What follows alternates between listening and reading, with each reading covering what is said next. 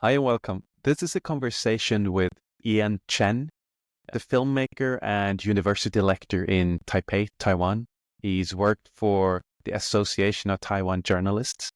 He was a part of the Sunflower movement when students occupied Parliament building in Taiwan to block a decision for free trade with China. I think this was a very interesting conversation, teaching me a lot about what it's like in Taiwan right now, how they see China. We had a chance to go through how Taiwan is relevant to the world, the political parties that are fighting for power over Taiwan, what they stand for, and also a little bit about filmmaking and what makes good film, what makes good film for Taiwan right now. And so without further ado, here's Ian Chen.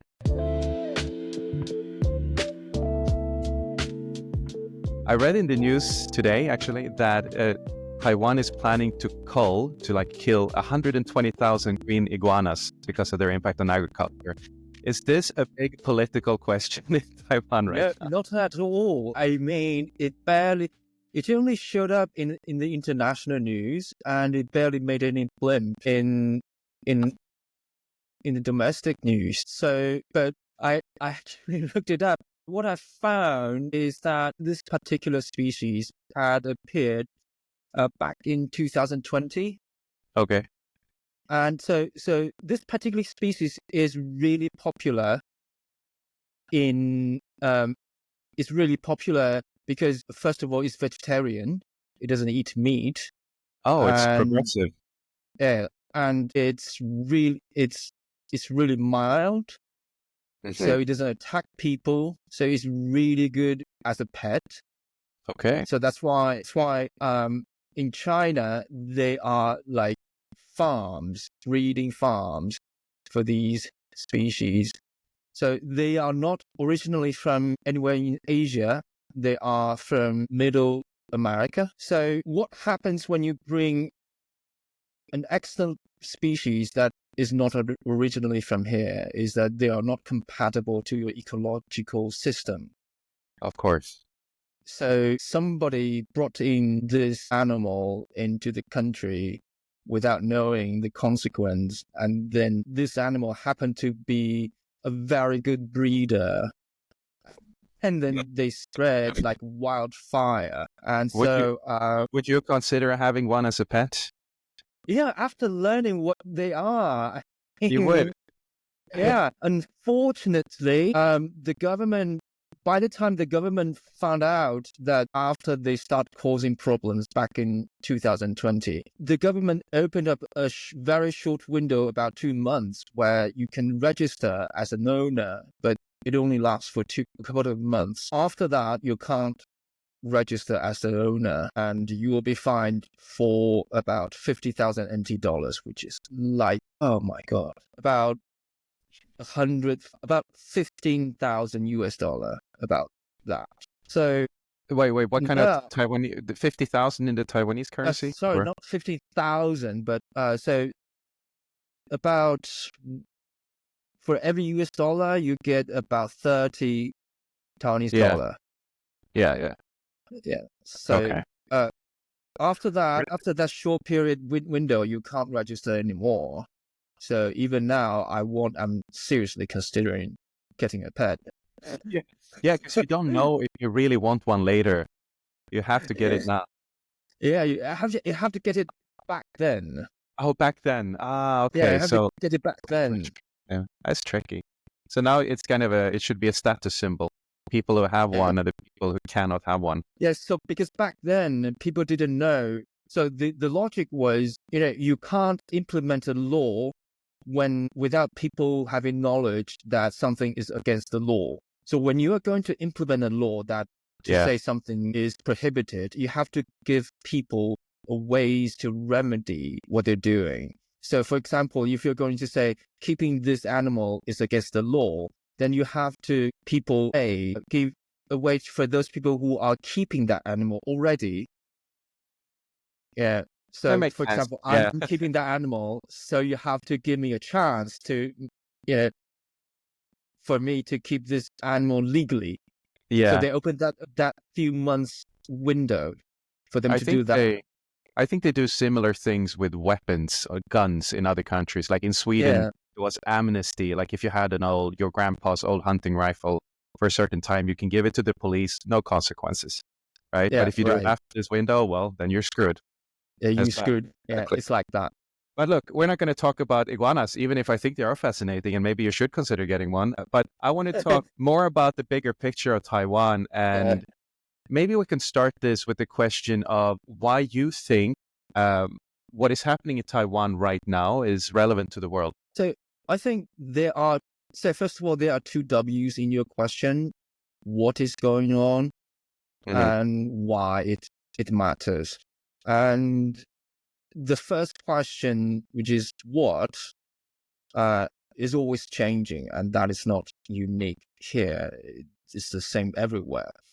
But I think as to why it matters to the world is a rather interesting question. Because it only matters to the world only recently. I mean, we've been forgotten by the world for the better part of 20th century. Yeah, Nobody growing really up, cared. I never heard anything about Taiwan. Yeah. So for the better part of the 20th century, nobody really cared about Taiwan. When I was studying in London, I was, there was this news agent, which is what we call for something similar to a convenience store. There was this I think it was Palestinian guy. He asked me where I was from, and I told him I'm from Taiwan, and he said Thailand. Ah, So that was how bad the situation was. And that only started changing I would say that we can date that trend back to Obama administration, really, oh, when the US announced the initiative that they're going to pivot back to Asia. Now why did they pivot back to Asia? What did that mean for them? So what they later reframe it, well, first of all, China's first response to that initiative wasn't too happy. You can understand that. I can understand, yeah. Yeah. And then they later rephrase it in as rebalance the increasing power to counterbalance the increasing power and influence from China. Now, the point is that initiative didn't see a lot of countries falling in line immediately, especially if you look at Europe. So what was happening back then during Obama's administration was that Europe was in a lot of internal trouble back then. You had this Eurozone issue. It started around 2012, if I remember That was correctly. the big economic crisis in Europe, I remember. Yeah. And then so you had in Europe back then lots of crises. Let me count. You have this stability mechanism. You have this rise of populism. And then you have Edward Snowden. And then you have this Crimea crisis, and then you have this EU election, and then you have migration crisis. Yeah, that started in 2015, I think. And then, of course, you had Brexit. I was in London back then. So Europe has the plates really, really full, and they are not eager to, get on the train. And the Wall Street was still quite cozy with China. The balance sheet was still looking quite good. So they are not crazy about the idea. But They were doing business with China, and they wanted to keep yeah, doing business with China. my point is that the balance sheet looked good back then. At least the projections for the next few years, they looked relatively nice. So the Wall Street wasn't really keen on getting on that train. But some people in Washington have been thinking ahead of that time that, okay, we need to reassess our investment. We need to reassess what we have been doing with China for 20 years or 30 years and reevaluate what we are going to do next. And then at that point, they came up with this decision to, okay, we are going to refocus our resources, at least some part of it, back to what was still called Asia Pacific back then. Now, what followed then was first 2013. In 2013, the summer of 2013, the umbrella movement. Okay, tell me more about in that. Hong Kong.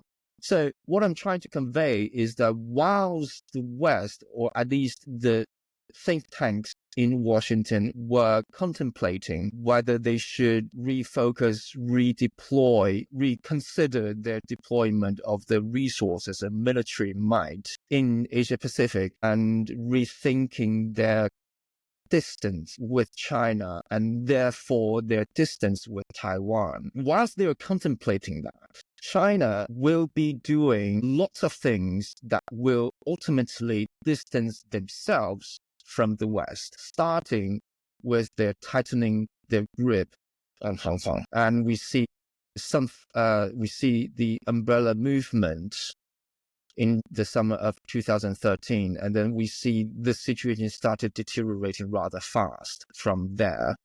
And we see this remarkable protest against what was that called? The anti-extradition bill, which is a bill that allows China Beijing government to extradite prisoner or suspects from Hong Kong, which is completely under a different jurisdictionary system from Beijing. But this bill allows them to basically allows Beijing to take whatever prisoner they want to put under their judicial system. Yeah. Whoever they want to trial, basically, and extradite them to Beijing into China's system. So it sounds like there were two things happening. Partly it was China's kind of expansion of power and manipulation of Hong Kong, and maybe in the region as well. And partly it was America that wanted to come back into the region. And this and China is doing things that incentivizing the US's moves. Right. And then they're stimulating it. Yeah. Okay. Right. And so whilst they were doing this, so whilst that was happening, and EU, after dealing with their own crisis, they came to this realization where they don't really like what they're looking at, especially Germans. They look at their relationship with China. They look at their private sector's investment in particular in China. Are we talking automobiles, automobiles, cars? Exactly. Yeah. And they said, okay, that's gone a bit too far. Now they are saying, okay, I have to say, they are a bit late to come to this realization, this epiphany moment, but it's better than never. Recently, they are saying the private sector are making all the investments and ripping off all the benefits, whilst letting the government, the public sector, bearing all the risks, and that is pretty much the argument of the sunflower movement in Taiwan in 2014, where I was also one of the members in the parliament, one of the students who literally took over the building. And that doesn't sound legal. Well, they illegally passed a bill trying to pass a free trade agreement with China, and the only way to stop that agreement from being pushed any further is to illegally overtake the place where they plan to pass the bill. So what I'm saying is the West in general is at least 20 years behind Taiwan. In which sense? In the sense regarding to realizing what it means to do business with China. I'm not saying doing business with China is all bad. I'm saying the whole package of it. And Taiwan has been on the forefront of this, and we've come to this realization, we come to this epiphany these 20 even 30 years ahead of the West. So that, I would say, is what the West should look to, is one of the reasons why the West should engage with Taiwan, not just for the semiconductors, not just for the economical reasons, but for our experience, rather painful ones, our lessons. You are neighbors. Of course, you're going to see this a lot sooner than people on the other side. Yeah, and the Taiwanese enterprises are the very first batch of capitals that provided money for the first rise in the Chinese market. So I would say the West really needs to engage with Taiwan, especially the public sector really needs to engage with Taiwan, either secretly, overtly. I know the international reality, but it will really benefit both sides, really, to learn the lessons. Okay, so I feel like there's a lot of history to understand in order to also understand the situation today and the incentives and of both sides or all three sides, whatever number of sides you pick. I'm very curious about this movement that you were a part of, the sunflower movement. Tell me a bit about how you got into it and where that came from and what happened. So what happened? I was planning, after the move. Okay, so I'm give you from a really interesting personal perspective on the matter. What happened after less than a month after the movement concluded? I was on this plane from Taipei to London, so to start my study in London. So that was never my plan. I got accidentally involved into the movement. So what happened was a bunch of students stormed. Okay, so the beginning of the movement was this. The then administration, the KMT Nationalist Administration, they tried to pass a free trade agreement with China known as ECFA. And to be clear, KMT, the Kuomintang, it's the national, it's a kind of pro-China party. Pro-China party. So they tried to ram through this agreement in the parliament. And the DPP, the opposition, back then it was the opposition, was putting up really tough fight. The parliamentary rule in Taiwan is this. So we have this subcommittee. But the subcommittee, there are two chairpersons for each subcommittee to ensure that both parties can have their people on the chairperson position. I don't fully understand. You have two people involved for one position. No, there are two chairpersons for two chairpersons. Two chairpersons for each subcommittee. So they have exactly the same power, doing the exactly same job. So what happened was the KMT chairperson used his opportunity to call a meeting. So what he did was he called the meeting and he then hid into the bathroom, literally. What? With a microphone and a speaker, and then hid into the bathroom where he used the microphone and the speaker and announced the agreement has now been read through and then passed. So he was pretending that it was very official, but it was him alone in the bathroom. No. So he called the meeting and everybody gathered into the meeting, right? Yeah. All the committee members was there. The KMT member, the DPP member were there. The KMT member were there to guard the chairperson's seat. They're literally guarding the seat. They're literally guarding everywhere from being blocked by the DPP legislator so that they can ensure they can go through the process. So it was a mess. It was chaotic. Yeah, because you expect a professional procedure. Everybody's in the same room, and then he's out in the toilet pretending that he's representing the whole meeting, right? So technically they had all the people there, right? Yeah. So that fulfills one criteria. And then you have the chairperson there for a moment. And then you have the chairperson announce the Meeting is now we commence the meeting. So the meeting is officially going on. And then you have the chairperson announcing the bill has been passed. So technically, they fulfilled all the criteria that is needed to pass the bill. Yeah. That surely enraged the entire country. I mean, that justifies, so it seems like it's a very dodgy way of passing it through. Checking the boxes, sure, but that's not how the system was meant to be used. So then you can expect some counter reactions. So all the people, so there are many civil groups outside the parliament, looking at this final step, what they are going to do with this final steps. So across the parliament was is a sort of a 3 or 4 story building. It was not that tall.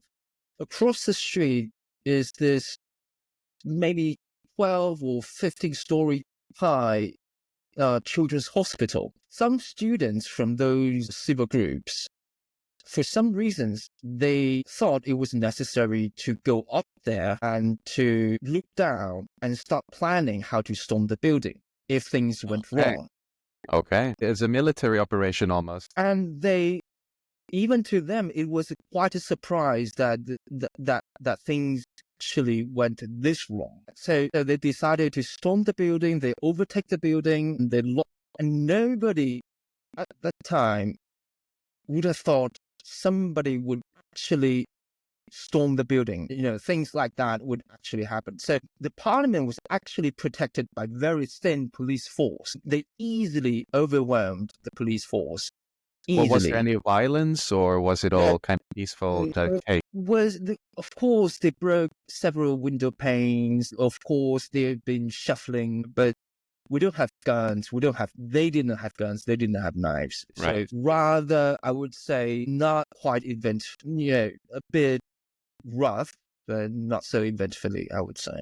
Who do you think took the initiative of actually starting the storming? Do you think there was any external pressure from organizations, or was it completely sparked from individuals just talking to each other and, okay, let's do this? I think okay, there have been documentaries made about the movement, and I think in those documentaries somewhere, people have been talking about how or who came up with the idea to storm the building. I mean, if or any external forces, such as the movement has been accused of, CIA even, can you imagine? They are often accused of being involved in these things. I'm sure it would have surfaced, evidence would have surfaced, but I don't know who came up with the idea, but because I tried very hard to avoid watching any of those documentaries, given that I myself was involved in it. And I have mixed feeling towards it, so I don't actually talk about it a lot. Okay. What has happened today with the movement? Does it still exist, or is it like it's just a part of history now? Yeah, it's a part of history, but that history has created has a legacy, and that legacy has been abused. That legacy has created the previous Taipei city mayor, who is now in custody because of bribery charge. Is corruption a big problem in Taiwan? Used to be, I would say, but not. We used to have really big problem with corruption. We had this DPP president, Chen Shui-bian, who was charged with corruption. He went for jail. He did, I think, 7 years in jail for bribery. So DPP paid a hefty price for that in the coming election for that. But so Taiwanese people really hated corruption, really hate that. I'm looking at the world corruption map. Really? You can see that. Yeah, you can see it here sharing the screen. And so Taiwan is ranked 25 in the world, and that's pretty good. That's not too bad. We used to have really big problem with that, but like I said, we had previous ex-president going to jail for that. It's gotten better, maybe. But given that, so that happened in 2008. But in 2016, we had a DPP president. So think You about had a that. what? You had a what? DPP president. DPP. I think we have to explain to the listeners what the parties are. We have two parties, major parties. One is KMT, which is pro-China. It says Kuomintang, KMT. Yeah, I'm sharing the screen here. It says the blue one. You can see the latest elections and the previous one here as well. Yeah. And then there is the green one, which is called the Democratic Progressive Party. And that was DPP. That was not anti-China, I would say. It's just pro-Taiwan as an independent country. So, and then you have a third one as well. I don't know. Are they important? The Taiwanese People's Party. So I will touch on that. Okay. So we're talking about corruption. Yeah. What I'm going to point out is that, like I said, we had this corrupted president in his party is DPP, and he was charged with corruption and bribery. So he went to jail, I think back in 2009 in custody, and then officially went into jail in 2010. But so his party paid a hefty price in the coming election and the subsequent election. But in 8 years, Tsai Ing-wen,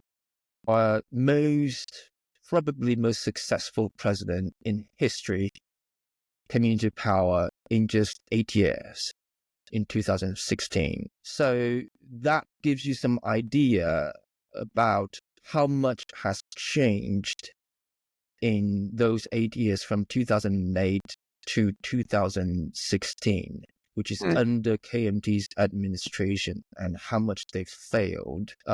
In particular, I would say the pro-China agenda has failed. So you're saying that there was this scandal with corruption, but despite that, the KMT were so bad, so DPP came back and created one of the best leaders you've had in the country. Yeah, I would say you were right to say that, we had a really serious corruption problem, and that has practically elected the KMT subsequently. Yeah. Okay. But then KMT really squandered that opportunity, and their pro-China agenda didn't work, and then created one of the most successful presidential term in history, which is Tsai Ing-wen. And what are the big topics that are driving Taiwanese politics today? That the DPP, the Democratic Progressive Party, that is, I think they're currently ruling the country, let's say. What is it they're handling so well? And what are these topics that they are battling? The thing is that they are not doing so well recently. They're not doing well. Okay. They are absolutely not. So what is happening right now is that, in 2024, Tsai Ing-wen stepped down when her second term concluded. Then people elected Lai Ching-te, which is the current president. It's also from DPP, which is historical, really, because now we have DPP in administration for the third term. And it hasn't happened for any party for decades, except from the authoritarian era ruled by the KMT. So this is historical. But the DPP lost the parliamentary election majority. Okay. So we had a DPP government, the DPP executive, but a KMT-led majority in the parliament. That is never easy. Because you have one side that wants to do something completely different from the other side, and they have shared power. The problem, it becomes a problem when they don't know how to share power. Yeah. And it becomes an even bigger problem where one side of the equation wants to seek petty politics revenge, which is very sadly what we are seeing today. So I'm trying really hard to not to be partisan. but it's Not easy. really hard. It's What are really hard. what are the topics that you feel it's the hardest to be non-partisan on? Well, because what we have here is our three parties: the DPP, the KMT, and the third party that you just mentioned, the Taiwanese People's Party? Taiwanese People's Party, which has 8 seats out of 113. Yeah, that one. I don't know. I can see the seat distribution here. No. No, that's presidential election. Oh yeah, this is the presidential election. Yeah, I don't know if we can see the parliament. So, yeah. Anyway, they had 8 seats out of 113, and the KMT had, along adding up their allies, they had roughly about 50. So they had, together with TPP, they had about 62. Whereas, So we're talking about this. right. This is the parliamentary table. Yeah. Okay. Let me see the graph. This one, yeah. Yeah. Could you? Yeah. So, okay. Yeah. Right. That graph is correct. So you see on the second row, you have Kuomintang winning 52 seats. But if you add up the Taiwan People's Party, which is 8 seats, yeah, there you have a majority, overwhelming, which is 60 seats. And then if you go further down a bit, non-party, which is independents, who are not so independent, at the very bottom, there are 2 seats. They are always pro-KMT. And so you got about 64 seats there. And how come the Taiwanese People's Party are supporting KMT and not the DPP? Because if you look at the parliamentary map, it's really no surprise. Well, there are 2 elements in here. So, you remember what I said? The 2014 Sunflower Movement has been abused. Well, one by the city mayor, the other by the chairperson, who is now the chairperson of the Taiwan People's Party. So this guy's name is Huang Guochang. He personally has that guy. So he personally has a bitter history with DPP, which I don't know exactly what. But he used to belong to another party, which was created right after the Sunflower Movement, and he was also the chairperson of that party. But he left, New Power Party. So what happened was he left that party and joined TPP when TPP offered him a seat in the parliament.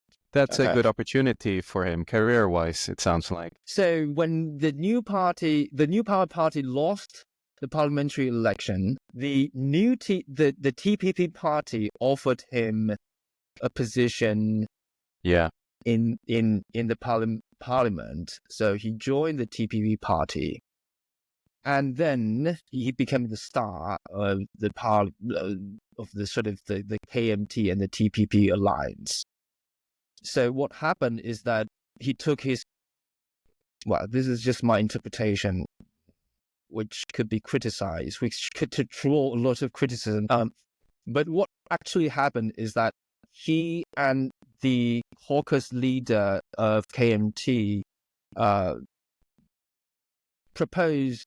So the 2 parties proposed about over 3,000 propositions to cut the central government's budget, and they had to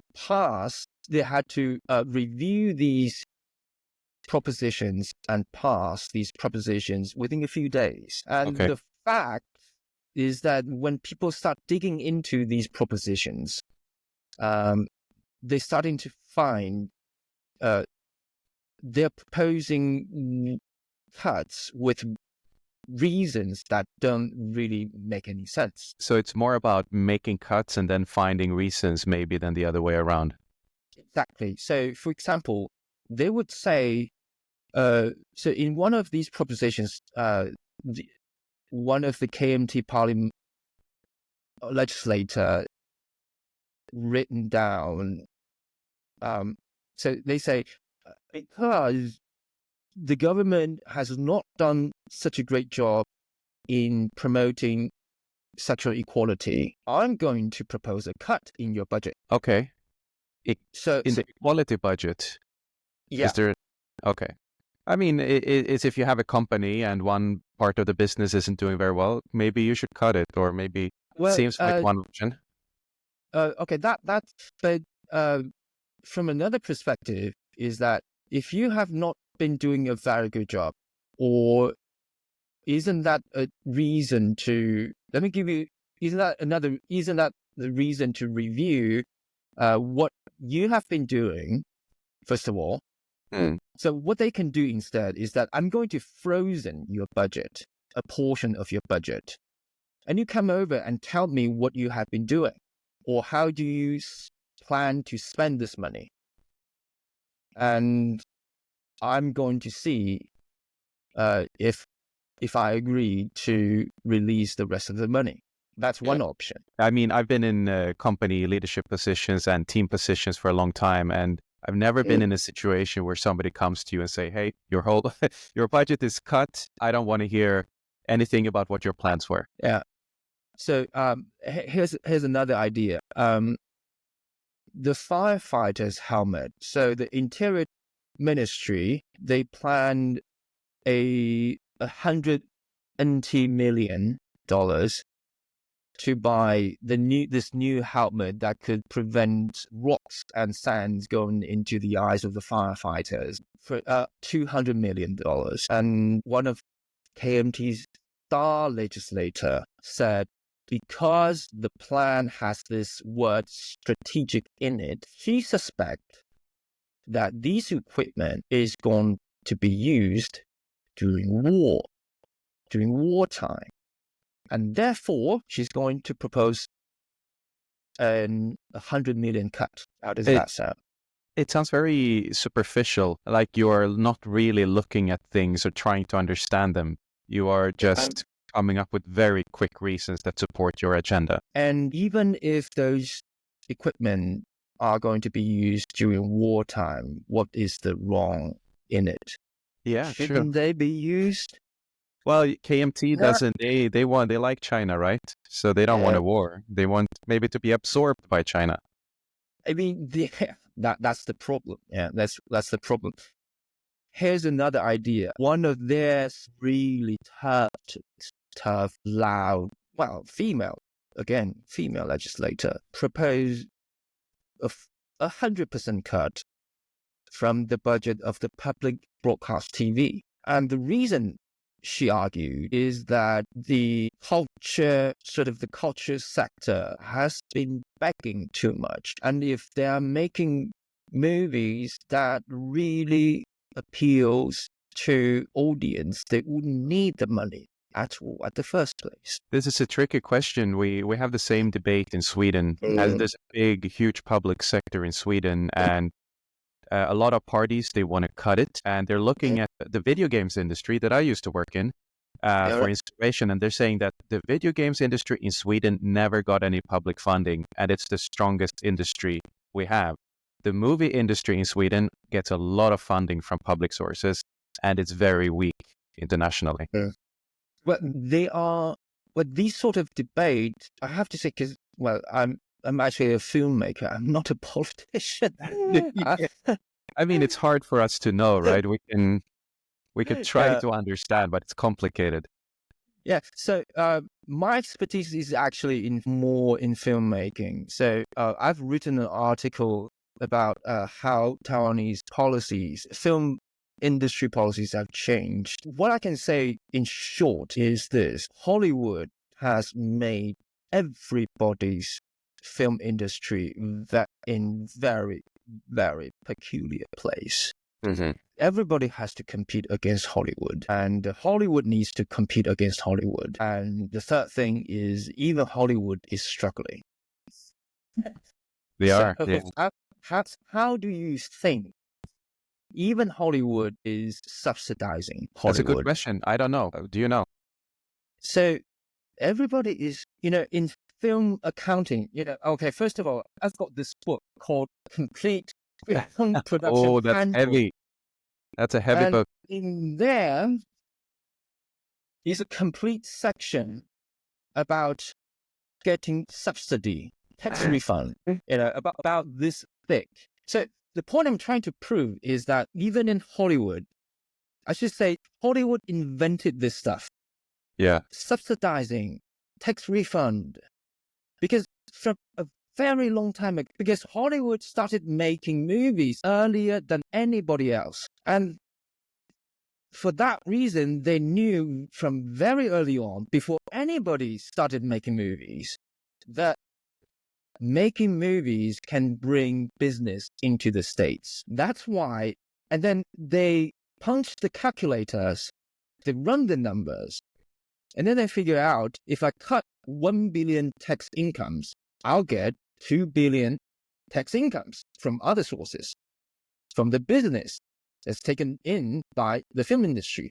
So that's how they came up with this idea of subsidies, tax incomes.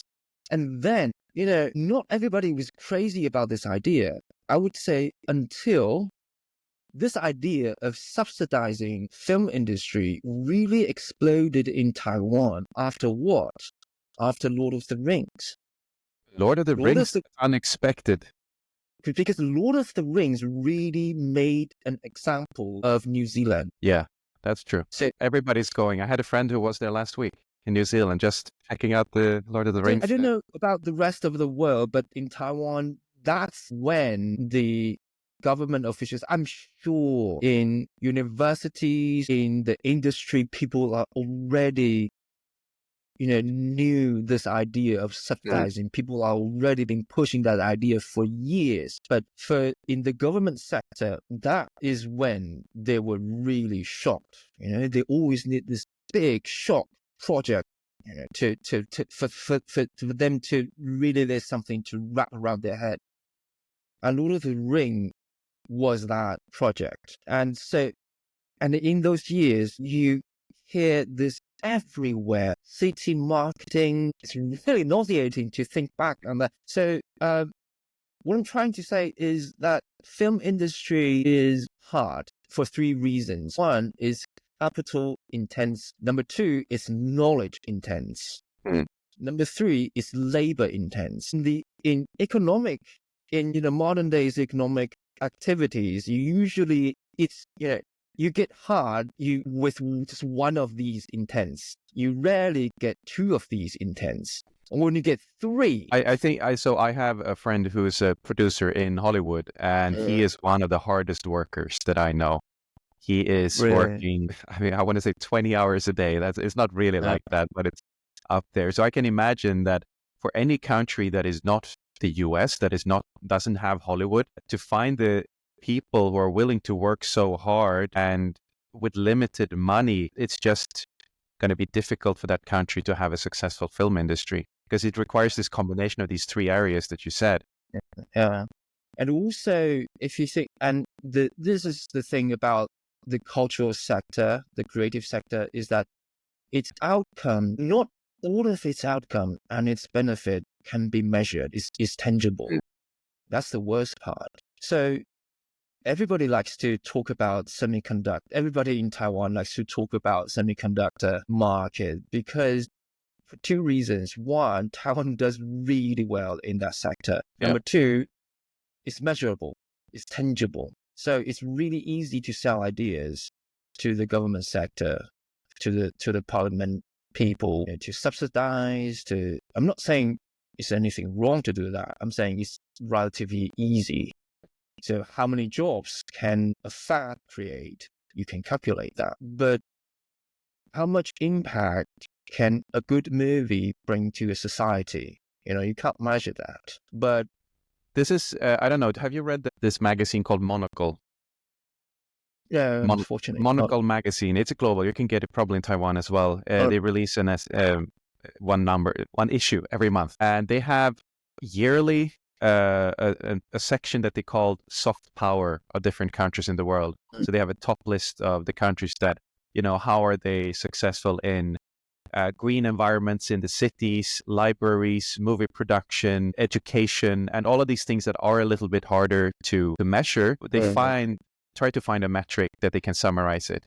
So I think that's maybe where film belongs. You should check it out. I think it's interesting. I don't know if Taiwan is on the top list. Maybe. I suspect we are.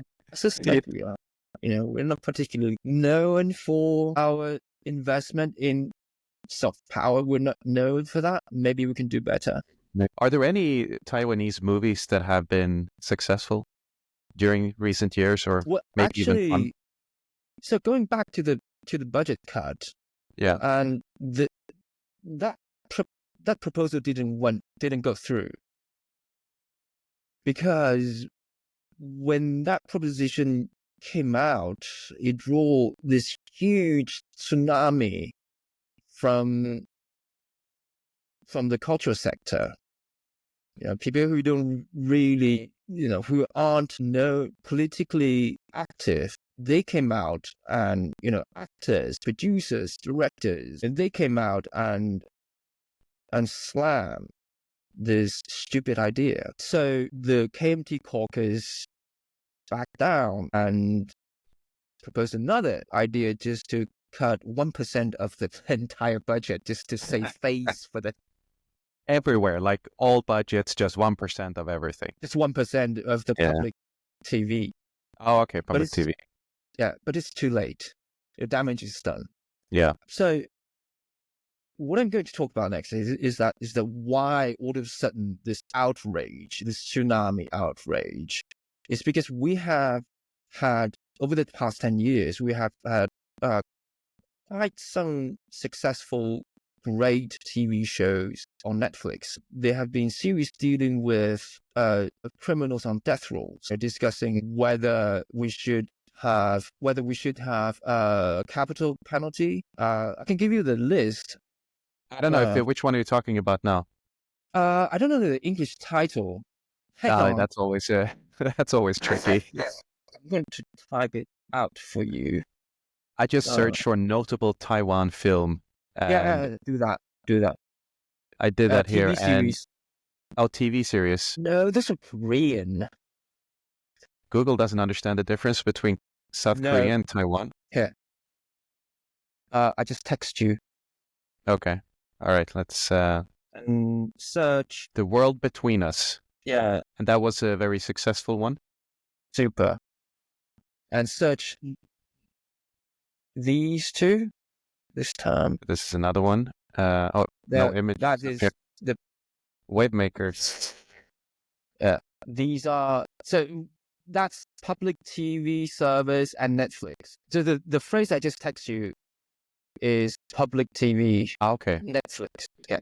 And I don't know. There have been, so I can give you one of the article I wrote.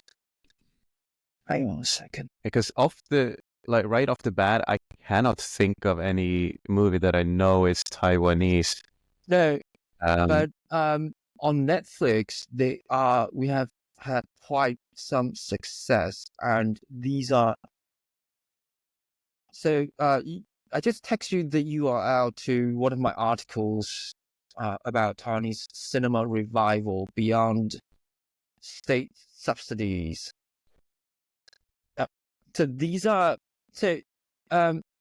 recently we're seeing really good cinema produced by Taiwanese directors, and they have this feature, which is they are no longer art house movie anymore. Really, they are about modern Taiwan society, or they are about the forbidden history the history that was forbidden to talk about when KMT was ruling Taiwan. And KMT obviously doesn't like that trend very much. So they try to cut the budget from subsidizing all TV production. So do you think that the TV production in general in Taiwan has had a focus on the domestic population? It hasn't really tried to make international blockbusters. I mean, South Korea is very good at that, for example, like with Squid Game and all the movies in the past. I would say, I want to phrase this very carefully, because when people talk about focusing on the domestic market, when people hear that line, they tend to think of stories that are narrow in themes or contents that can only be understood by the locals. Right. That is a misunderstanding.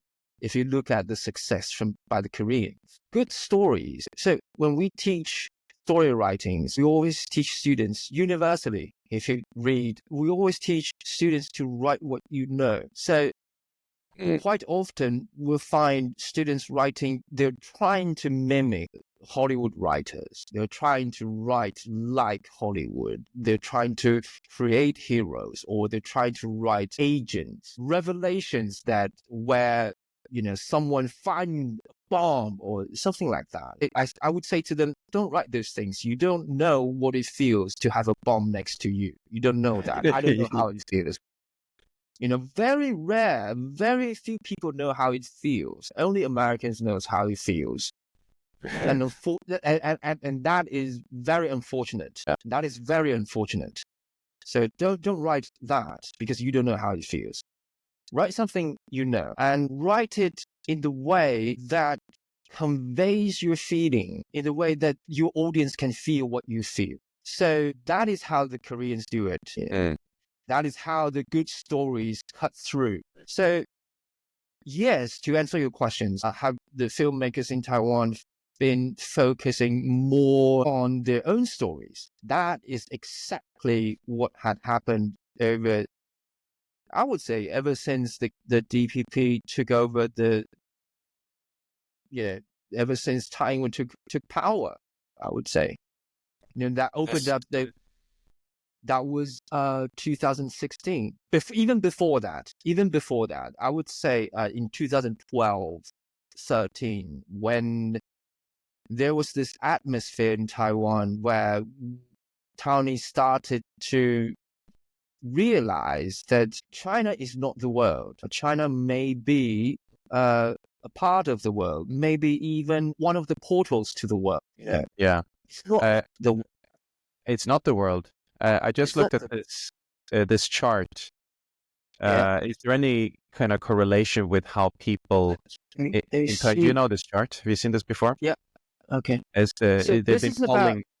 Yeah, you can explain. This is about changes in the unification or independence. So if you look at now, there is this. Hang on. If you look at this green line, this green sharp line, you see this sudden at the end, 2018, 2019. Yeah. And then you see this 12. So there are two rises, basically. The first rise is in the 12, where the pro-China agenda is beginning to fade. The sort of the prospect of going west, going to China, the gold rush, I call them the gold rush. The halo effect has faded, rather quickly. When the KMT took power, the Ma Ying-jeou president took power in 2008. So you see that in 2008, and then in 2012, it started to fade. That halo, that sort of rosy prospect started to fade. And then all of a sudden, it started to... The idea of getting closer to China suddenly became a bad idea. So you see this rise. Within a year, it started to rise. And then that is what has sustained there. That is a sharp sort of the bright green only represents pro-independence, And if you include the sort of the darker green, Yeah, it's down here. that is sort of that. Yeah, that explains why Taiwan got elected and YKMT lost a huge in the 2016 election. And then if you look at 2018 election, so no, not 1820, look at 2020. So what happened in 2020 is that the Taiwan president, she was seeking her second term. Usually in a democracy, you would have a weaker president.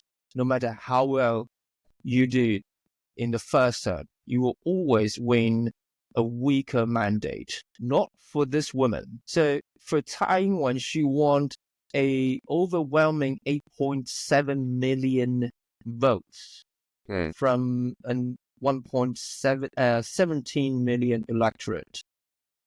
That is about Wait, roughly. one more time. How many votes of how many electorates? I think it's. I remember it was 1 point. You might want to check, but I remember it's 1.7 million votes out of out of 17 million electorate. But not all of the electorate went out to vote. The turnout rate, I think, was somewhere around 75%. Anyway, it's called, somebody called it Taiwan barrier, because you are never going to have that kind of turnout rate ever, and you're never going to win that kind of vote. It's like 57% of votes. But what? Yeah, I mean, it's a lot. And what I'm looking at, I mean, just to explain to people who don't see this visually when they listen to this, like we are looking at the sharp incline over time of people who want to move towards independence of Taiwan in Taiwan, right? Yeah, within 2 short years. Especially at the end here, yeah, 2018 to 20, there was a very sharp rise. And how do we explain this trend, and also at the same time that KMT, that is the pro-China party, is in power right now? So I think or shared power, right? It's 50-50. It feels like it shouldn't be that close. What happens is they are really in power, I would say. So what happened is that, I would say that Taiwanese electorate they like the idea of sharing power proactively, before bad things happened. Mm-hmm. So what I meant by that was we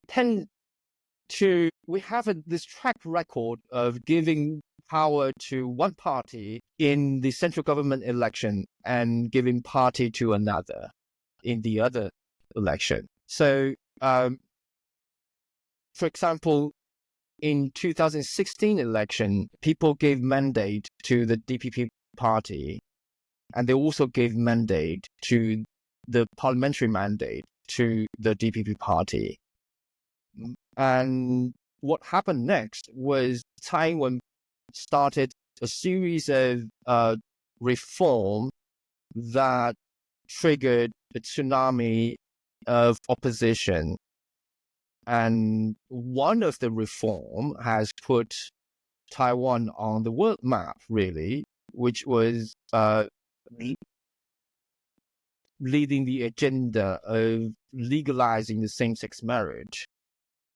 Right. And that has angered a lot of conservatives, and those conservatives voted DPP out in the 2018 local elections. And then, in 2020, they voted her back. They voted not back. They gave her this overwhelming mandate for her second term, which people call this ridiculous, 8.7 million votes. That's never going to be repeated. Right. So from this track, you can see the Taiwanese politics is really, really volatile. And so in what happened in 2024 is again sort of repeating that idea that people like to give power, the executive power, to one party. Oh, by the way, we also have this Taipei city mayor contending for the presidential ticket. The one that was corrupt. Yeah. And he was still a star, less than 12 months ago when the election was held. They find their way back. Some way they come. No. It was before he was found Oh, corrupt. okay. Before, okay. Yeah, so all happened so fast, really. Yeah. And so the market share, the vote share was about 40% went to the DPP, about 30 and 33 went to the KMT, and about 20 something went to the TPP. So the TPP gained substantial votes, presidential votes during that campaign, even though they didn't win, but they were extremely, substantially popular during the presidential election, and they won 8 seats in the parliamentary election. That's how they got their power. And like I said, so they became the critical 8 seats. Regardless who's in power, DPP, given that be it DPP, be it KMT, they all have to come to TPP. Right. They are sort of the real. They have the real say regarding to who gets to pass their agenda. But what are they? What's their platform? Like, what is it that people go to them for? Are they just an alternative to the established parties, or is there some key issue that they are succeeding in stealing voters on? That's the problem in Taiwanese politics, is that sometimes you'll find political parties don't really have a platform. That's the problem. And it is especially the problem with TPP. They don't have a platform. People So don't know why what they are people for. vote? They are for against TPP. But They KMT are is also against DPP, so why not vote for KMT then? because they are against KMT. They're against everybody. They are against everyone. They are the so-called the third force. Okay, and but they're still cooperating with the established parties. Yeah. So in order to bring down DPP, they are ready to swallow. And from cooperating to really falling in line with them, they have changed quite a bit during the past few months. So not only they are cutting deep, very deep. So there's an article from Economist just 3 days ago saying that the opposition is cutting very deep into the central government's budget, and that is not good, not for the world, not for, sending a really bad signal is what it's saying. And I agree, but that's not all. It's only part of what they're doing. So in the summer, they are doing some really bad legislation, and people are seeing what they're doing. And one of them is, so they started with expanding their rights. It's really complicated, but this is really bad piece of legislation, which got the DPP took it to the Constitutional Court and was announced against the Constitution. So what they did next is that they came up with a proposal to amend the law that governs how the Constitutional Court works, and said we have 15 judges on the Constitutional Court, and the law says, the new law, which is now being passed, unfortunately, but the new law says there needs to be 10 judges on the panel, or 9, to rule a piece of legislation against the Constitution. They practically paralyzed. So we only have 8 right now. Okay, so think about this. There's supposed to be 15. Yeah. But they have term limits. So in about September, 9 of them stepped down. Okay, because the terms were out. They're finished, right? Right. That's they're normal. Finished. Right. Yeah. And so the administration needs to nominate another 9. Now, remember who's controlling the parliament. Yeah. They already written a law that says you need 10 to rule a legislation against the Constitution. You need 10, they said. But now you only had 8. Now you are bringing another 7 in, but you need their consent. So what would you do as the opposition? What can you do? You can deny all of them. So that way, none of your legislation will be ruled against the Constitution. How do you deny them? Do you have that ability to kind of put in a veto or? Yeah. So you vote. So each nomination needs to be approved by the parliament. Since the opposition has the majority, they get to veto. They do, yeah. Wow, Yeah. So you're in kind of a locked situation here. So what we have here is this series of this really vicious, it's not even toxic, it's this really vicious assault on the state institution. The reason why I can put this out and I can say this to the international audience without fearing being accused as being partisan, is that I have proved right now there are civil groups, just volunteers actually, all around the country lining up to, what do you call it? Signing up for petitions for elections to recall their KMT legislators. And there are 41 KMT legislators elected from districts. And there are already 20 or 20 something districts seeing these campaigns going on, wanting to bring down their legislator. Over 20 districts. Yeah, so how big is a district? I don't even know how. I cannot imagine. A district is about, so you win by a district. So it depends. The legislator wins by winning about from 40,000 to 70,000 votes. Mm. And you bring them down first by signing up a petition of about 3,000 signatures, not just signatures, but with all your address, your ID numbers. You have to fit in, you have to use specific forms. It's really complicated.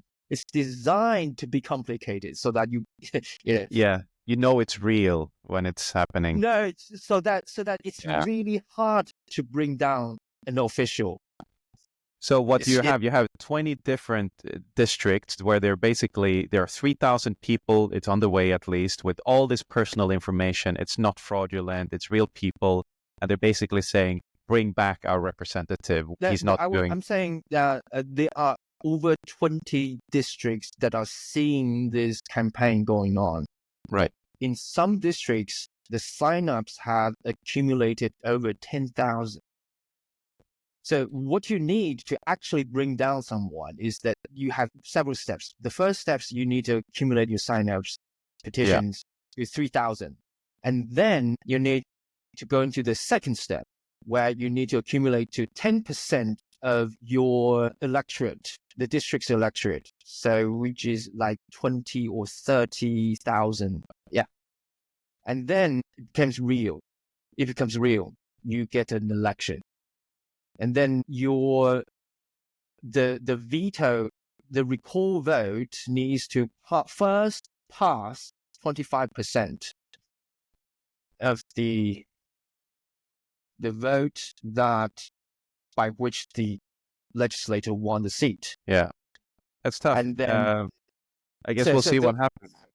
But the point I want to make, just one more, is that one of the KMT legislator once shouted in the parliament, says that she is not afraid of the recording election.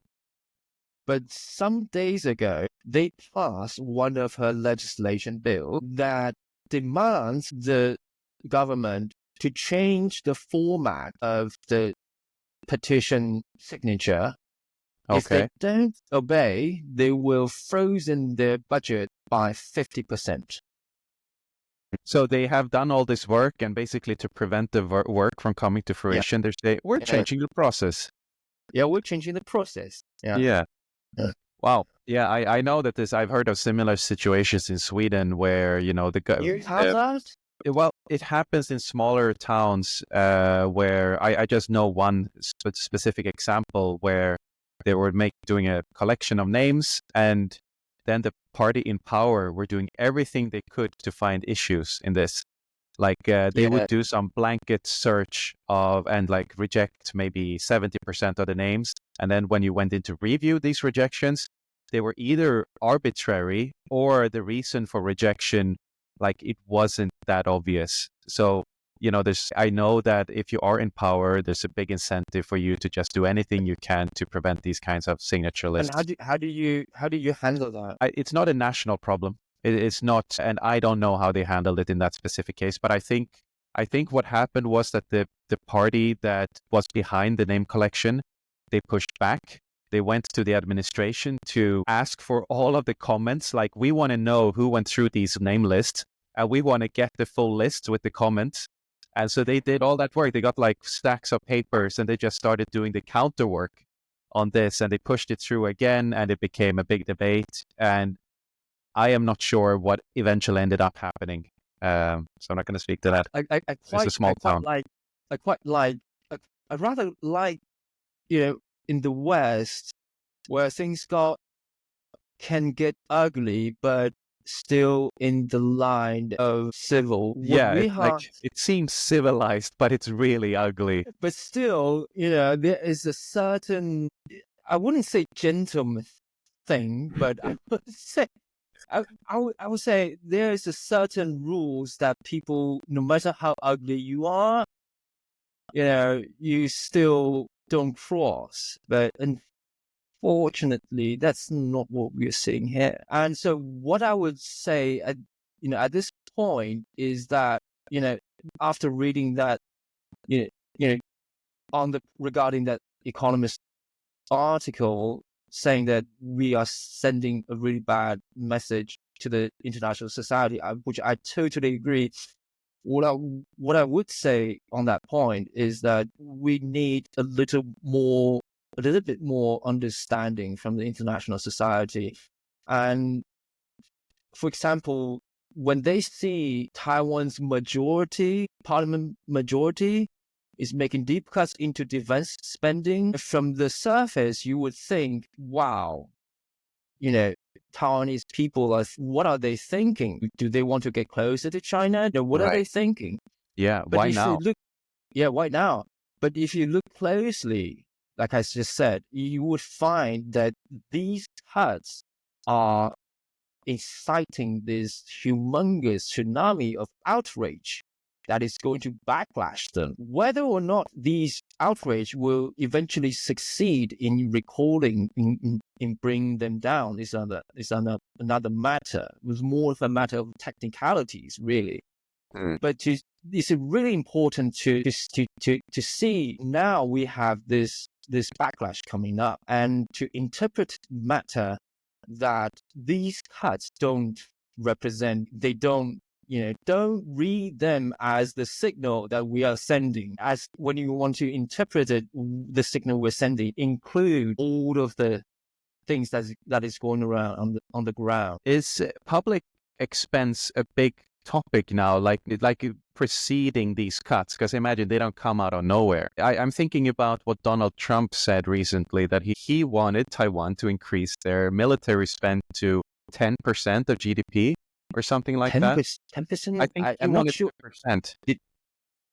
10% sounds a bit ridiculous, don't you think? It sounds A lot. Like I know Europe's largest budget is, I think, Poland, and they're below 5%. 10% will bring us back to Stone Age. So you don't think that's going to happen? Do you think 5% is going to happen? You're not far from 5, I think. I don't know what the number is. We are a little bit shy from 3. Okay. You see, if you're saying if you look at NATO countries, not Around 2%. many of them around Yeah. 2. Yeah. Yeah. So we are contributing a lot in comparison. The reason why public spending has dominated the domestic discourse is because of these cuts has touched literally every aspect of our lives. And because the opposition has this agenda to undermine, they really want to show the administration who's the boss. And yeah, take away the money. So I do that. I say you take away the money. That's how you show who's the boss, right? Yeah, that's how you do it. So they didn't really think of the consequence. The bad side about it is that you enraged, you angered pretty much people from pretty much all walks, I would say. Yeah. How big? I wanted to ask how, if we bring this back to an international perspective, how big is the U.S. influence in Taiwan, do you think? You talked about Lord of the Rings being a big movie, right? That's a bit of soft power. What is the soft power and the hard power of the U.S. in Taiwan? Well, I'm giving you so we have 2 positions. One is ambassador to the United States, and one is the foreign minister. Some would argue the ambassador to the States is even more important than the foreign minister. That makes sense. The appointment. The fact is that I wouldn't necessarily say it's a fact. I'm not sure. I don't know this for sure, but it has been suggested that the ambassador to the States has a closer relationship or closer connection to the president than does the foreign minister. So that is sort of, it gives you an indication. Yeah. But how big is the U.S. in society and culture that you see in your everyday life? Because where I live, or in Sweden, in Portugal, it's everywhere. We have U.S. products, U.S. media. Is it the same in Taiwan? Well, Taiwan is first of all, what Taiwan experienced, I would say, this is my idea of colonization, but I don't mean it in any way bad. I'm just hard to find a better word for it. So after World War II, the Chiang Kai-shek administration still has this connection, has this formal diplomatic connection with the United States, and all the way till 1971 when Carter cut the tie. That is one of the reasons why Taiwanese hated Carter to his gut.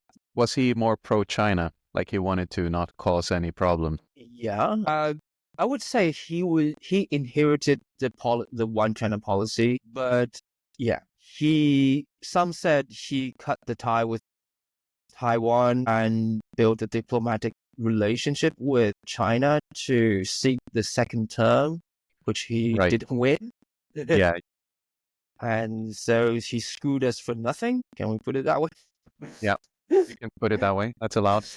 And so, anyway, so U.S. had not only a significant presence now, but he also had a presence in our past. That's what I'm saying. But so in our daily lives, we have this language school for every age, literally for every age, from 3 all the way to however old you are. And they teach American English only. They don't want British English. They don't speak British English. They don't, because I know, because I tried to find a job and it's really hard for me.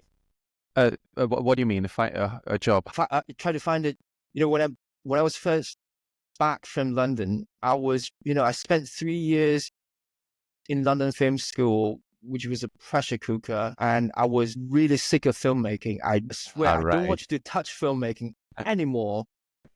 And so I thought, what am I going to do? Or maybe I can teach English. But I could hardly find a job in the English teaching market because of my accent.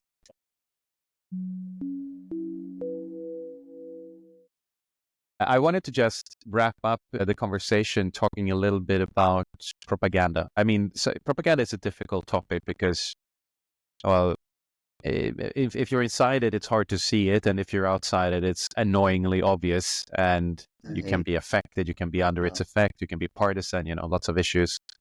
What kind of propaganda do you think exists inside Taiwan right now and outside of Taiwan towards the rest of the world?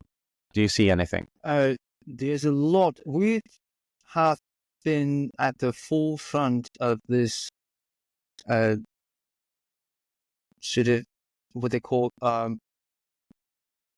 recognition warfare from China for a very long time. First is the disinformation and the fake news. I'll give you some example. In 2018 local election, there has been a picture of bananas. I think it's bananas. Loads and loads of bananas. The fruit bananas. Yeah. Banana fruit. Okay.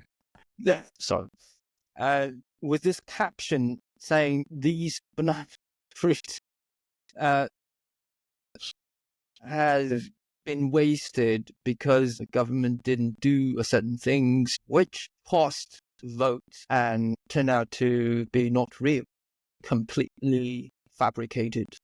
Who came up with it? Who's the messenger? So nobody really knows, but there have been tons of these incidences ever since. And back then, so I was still the general secretary of the Association of Taiwan Journalists back then. I remember very vividly, there was this one night where before the election, there was this group just came from this reception from MOFA, from the States. I think it's an election observation group from the States, from Washington, actually consists of journalists and think tanks.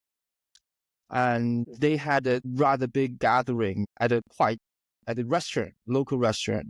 So I was there. They all mentioned MOFA gave, not only MOFA held this briefing where each department of the administration gave them some sort of briefing on the state of the current issues. One of the things that these journalists and people from think tanks, they kept mentioning to me is that the administration appears to them as a little bit paranoia regarding disinformation. They didn't went so far as to accusing them as whether the government is using this as a desperate measure to incite votes for them. They didn't touch it. They're very far away from that. But certainly that has been accused. That accusation has been made quite often by the opposition parties. But what caught my attention was that it wasn't just mentioned by one journalist or two. It was mentioned practically by everybody at the gathering that I met. The journalists were basically all pushing that question that, isn't this a bit exaggerated? Yeah. And they were all asking for my opinion. My answer at that time is that first, the threat, I assure you, the threat is real. Secondly, they might hit the panic button a bit too early, a bit too hard. However, looking back, reading some reports that I have read, I might have been wrong. And what is the panic button you're talking about here? The panic button of what? In terms of reacting the way they did, in terms of presenting themselves to an observation group as an administration in panic. That is nearly always the wrong move. You don't do that. You don't present yourself in a diplomatic settings in that way. You never do that. And the panic was said to be over misinformation. And what they said to the mission is that I think, if I remember correctly, they said these misinformation, these are attacks. I think they used the term attacks targeting their election, targeting our election. They are meant to destabilize our democracy. These are really serious accusations and heavy words. At that time, it did sound a bit unfounded. Right. So that did sound a little bit too soon, too hard. But looking back, knowing what we know now, I might have been wrong. And so do you think, you don't know who started to create the misinformation in the first place? Maybe the government's response was too much. But do you think there might have been foreign influence, or was it all driven by? What I can share is that what I know for certain is that over the past year, because there are civil groups, they've been focusing on these issues. They've been, they are studying these occurrences. What they found is that they nearly always originated from outside the country. That's interesting. Yeah. And the usual suspects include Vietnam, interestingly. Why? Why Myanmar? And Myanmar. Are they friends with China? Is that why? Oh, they are very close. They are very close, yeah. They are very close. So if you think in China's shoe, if you want to launch an attack against anybody, and that attack, if you launch from your home, could be traced easily to you if you launch it from your home. Yeah. Limit that. You will find a friend and say, "May I borrow your internet?" Yeah, exactly. Yeah. Okay, I see. And so, so that has been proved, and proved not only by Taiwanese NGOs, but also by think tanks in Washington and all over the world, pretty much. Do you think there's anything coming from the US in a similar way? Or do you think the playbook is different? Anything coming from the US, not anything that has been confirmed so far. Not anything that has been suspected. Yeah, because what I see in other, I mean, it's really difficult to compare what's happening in Taiwan with conflicts around the world, but in Russia, Ukraine, or Russia, Europe for that matter, there's a playbook the Russians use. It's about disinformation, finding people who are going to be useful idiots politically in the target countries, and use these useful idiots to shape a narrative to make the foreign influence from Russia seem like it might be coming from other countries, or like it's really not connected, because then they're lending their authority. And if you have a person in authority in your own country saying that this is not Russia, it's coming from other countries, that's a very strong alibi. Yeah. Not so, not only KMT has made that allegation. So, I don't know. It's hard to know. It's hard. Yeah. But I know that China towards the world, I think like they keep talking about, they would mention, don't get involved in the Taiwan issue. It's our local issue. Don't ruin your trade with us, the Great China, over Taiwan. Also, we have a military, so we can do stuff to you. Yeah. How do you think how much of this do you see in Taiwan, and how is it affecting you? It affects us every day in every aspect. If you look at, Taiwan just won the world champion during the, the baseball game that recently held in Japan, in Tokyo, Japan. Is Taiwan a baseball nation? I had no idea. Yeah, we love baseball. Oh, we beat the state. The coach praised us for playing a really good game. The final was the Japanese team. With the Japanese. Yeah. And the Japanese held the championship for 27 consecutive years. They're very good. And we took that away from them, but we're not known as Taiwan. We're known as Chinese Taipei. Right. That's a complicated part of this whole topic. And so when you ask, how does China's everything affect us?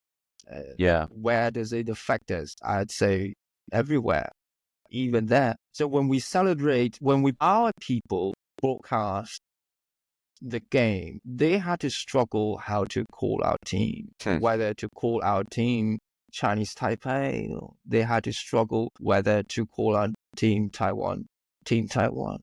What happens if you say the wrong thing? You see, what is the wrong thing? One of the problem in Taiwan is that question, what is the wrong thing? I wouldn't say half, but obviously the KMT supporter would say, because they are very much against the TPP's agenda, they would say, because the current status quo demands us use the name Chinese Taipei, so obviously you have to call us by the name Chinese Taipei. And the other tribe would say, don't be ridiculous. This is our broadcast. We say whatever we want. So you have a serious problem when you can't even have an agreement inside your country on what to call your team. And China is betting on that. They capitalize, they're trying everything they can to capitalize on that. Because the more divided we are on this island, the more chance they have to either absorb the island, the country, or take it by force and make an example to the world. About the use of force, I read today that Trump said or somebody in the US said they have a plan for how to take out an invading Chinese fleet. So that should be reassuring. But what do you think the reaction would be, God forbid, if that happened? I mean, it would be horrendous. It would be so much suffering, most likely. But how would the Taiwanese population react in Taiwan, and how would foreign Taiwanese react living in the UK like you did before, for an example? Would they come back to fight? Would they stay? What do you think? I have no doubt that tiny portion of Taiwanese would call for surrender. I have no doubt about that. This defeatism has always been there. Their argument being, China is just such a might. Why bother to fight? Pointless. It's too much. It's too much. So, what's democracy? What is it worth? How much is it worth? So I have no doubt there's going to be that portion of people. I have no doubt. I also equally have the same faith in another portion of people who will stand up and fight. And that portion of people is significantly bigger than the other. So when you lived in the UK, would you have come back? It's really hard to imagine. Yeah. And I might. I just might. I'm an artist. Yeah, you're a lover, not a fighter. I just might. I don't know. I can't say I'm a brave. I don't know. It's hard. I think it's before we find it. But it's hard to know before we're there, I think. Yeah. You put it very, very adequately. This is what you were talking about in writing for movies, that you need to speak about experiences you have familiarity with, you've experienced it. And none of us have experienced this. We don't know. No, we cannot be convincing in our answer, I think. Yeah, only in the Jewish know. And I can't say and I can't say I am I can only speak for myself, and I don't know if I have the same courage as they do. I don't know. The Ukrainians know as well. And in Ukraine, there was also, different people. Some people bribed border guards to escape the country. Some people joined the army proactively. They wanted to be a part of it. And some people were just absorbed into the army through conscription. Okay. I think we'll wrap it up here. Is there anything final you want to say to the international audience about Taiwan, like something for us to take with us now, going forward the next year maybe? Come visit us. Yeah. Come visit. Yeah. What's Visit the us. first place to go? What are the top two recommendations? I actually have no idea. Come on. Uh, uh, I actually have, you hang see, I on. have a mark here in Taiwan. I don't know what it is. I'm, Why do I'm we, a, what if, I'm a, I'm the worst tour guide you'll ever have. Uh, BBC and CNN is they are much better than I am. But come visit us and see. Okay, come and see our elections and see how crazy we are. okay, come see the Yeah, face, both of yeah, these. Two separate yeah, things, election and how crazy you are. That's good. yeah. All right. I have this mark here on my go-to list for Taiwan That's not. for some reason. That's not. That's. Oh, that's one of the plays. Yeah, 九份. One of the best movies in Taiwanese cinema was shot there. Looks beautiful. Very cool. I think maybe it inspired one of the Ghibli movies, didn't it? Yeah, it did. Yeah, Spirited Away. Spirited Away. Yeah. Yeah. But Good that movie. place has become too much of a tourism spot. Yeah, People no, say. I see what you mean. That's what Yeah. happens. Okay. Thank you, Ian. Thank you so much for joining. You're It was great welcome. talking to you. Thank you for listening to Splendor of the Sun. It was nice to have you. Hope to see you again. This is a podcast about stories and histories, geography, wars, and mysteries. If you're interested in more and like the vibe, remember to hit like and subscribe. Sometimes truth is complicated. Like emotions, it can be unconsolidated. The sun and splendor is a symbol to maybe guide you. We could all use some knowledge to ride to. We have to burst the bubble and leave our chamber. The echoes grow stronger and put us in danger. So come back when you're ready for more. SOTS, just come knock on the door.